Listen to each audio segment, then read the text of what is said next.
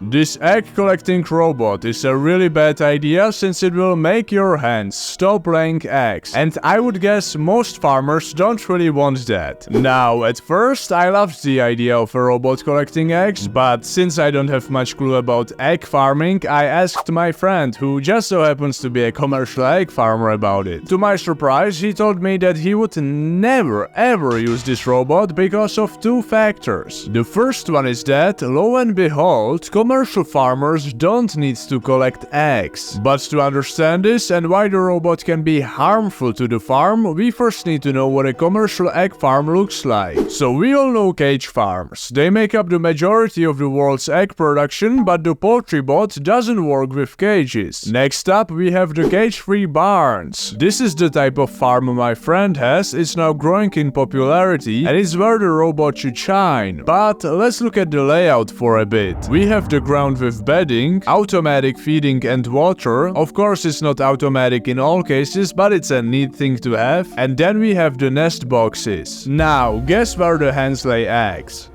Exactly. So the chicken goes into the nest box, lays an egg, the egg rolls down on a conveyor belt so you don't have to collect it manually, and gets transported to the sorting table. But we aren't interested in that. The main point I'm trying to make is that with good management of the farm, you get only a tiny amount of what's called the floor eggs. A floor egg is when a chicken decides to lay on the ground rather than in the nesting box. And the market value of floor eggs is way below the production price because the egg is contaminated. There is feces on the floor, so you either have to clean it or you can't really sell it. Also, floor eggs are much more prone to be cracked, which invites further contamination. Basically, it's a pain in the ass.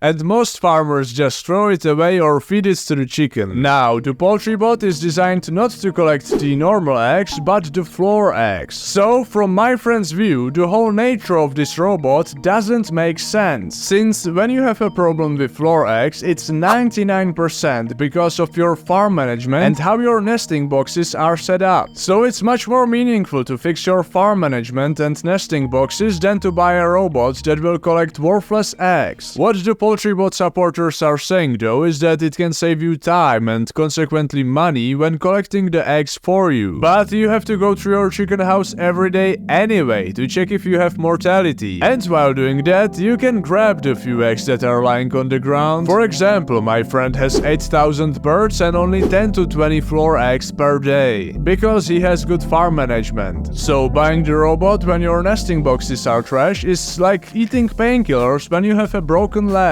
You don't feel the pain anymore, but you still have a broken leg. And it doesn't save you much time, and it gets even worse. The main problematic factor that my friend pointed out with the Poultrybot is that if you have a robot zipping around the chicken house all day, the hens get stressed. Now, when a living organism gets stressed, it usually isn't very good. The hens get sick more easily, lay fewer eggs, and die sooner, which isn't good for business. And everybody just talks about the work-saving effect for the farmer, but nobody seems to mention the effect of the robot on the animals, which are the core of the business. So, you see, the Poultrybot is kinda counterproductive. However, I still think that robots are the future of animal farming. Maybe it doesn't look like this, but for example, the automatic sorting machine for eggs is a brilliant invention that actually saves time, money and labor. Thanks for watching.